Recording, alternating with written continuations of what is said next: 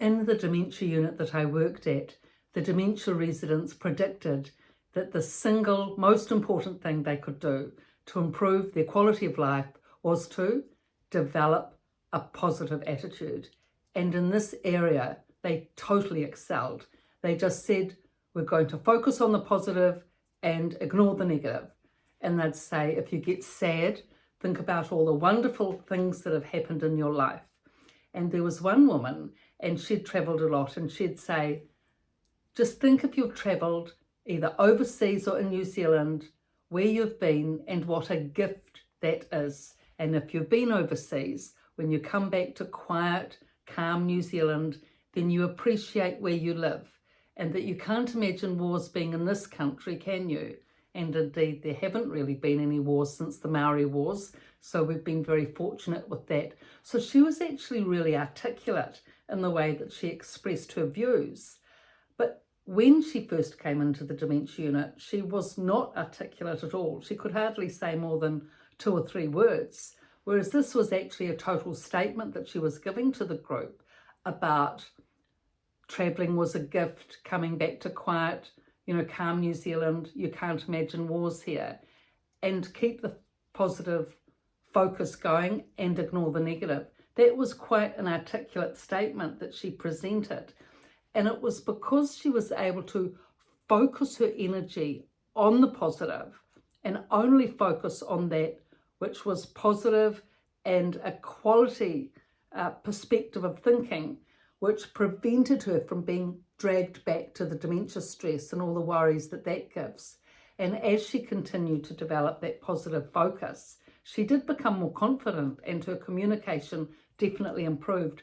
Now, interestingly enough, with this work, I was the one that used to focus with the group on, I used to call it C1 to C5, concentration, garnering courage, getting the confidence, communicating, and developing community spirit.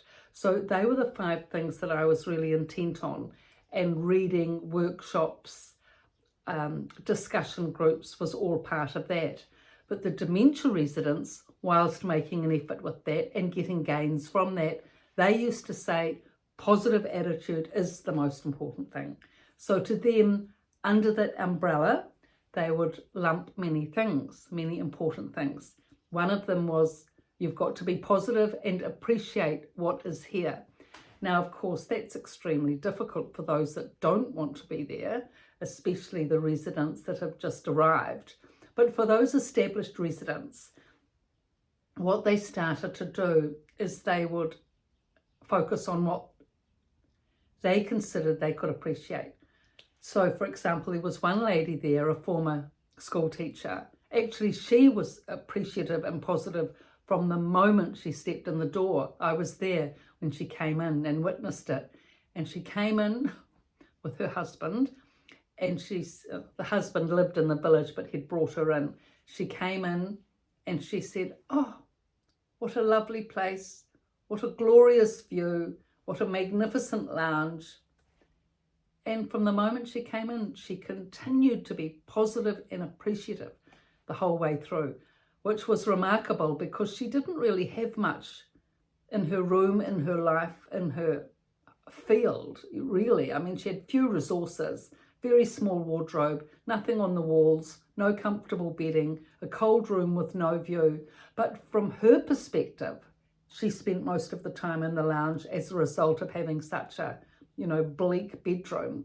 From her perspective, it was a lovely place because she chose to see it as that. She was exceptional, actually. I think she just had that vigilant attitude, and many of the dementia residents have.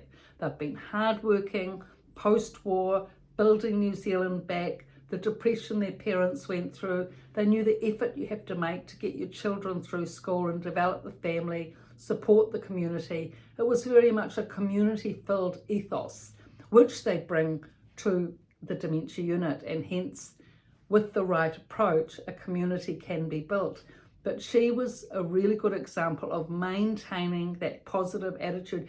And the thing is, it wasn't like she was making an effort for it. She'd obviously just developed that as a habit. All throughout her life, no doubt, she'd been appreciative.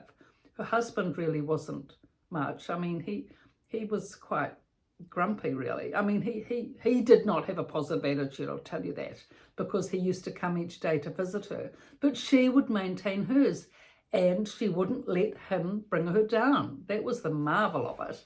So that was an individual aspect, but she brought that to the group, that positive vibe, that positive approach and attitude. She was always smiley and friendly. Whenever it was a sunny day, she'd, say to everyone, give the weather forecast of how beautiful the blue sky was outside and planes flying across and daffodils coming up and whatever was happening in the season. She'd give a little outline of it. And yeah, she really inspired me, I have to say, because I used to think, how can you live in that little bleak bedroom and not complain and ask your family for at least a bedspread and a decent chair? But no, she never asked for anything, never wanted for anything. Oh yeah, really admire this generation. And she was one of many like that, but she was particularly astute in this positive thinking and positive attitude. And there was another woman. She came in, she was bright, articulate, intelligent, well-read, but she did have a sarcastic sense of humour, which brought a laugh, but did bring people down at the same time. And she was aware of it. And as we started working on this positive thinking approach, she actually started to make quite an effort.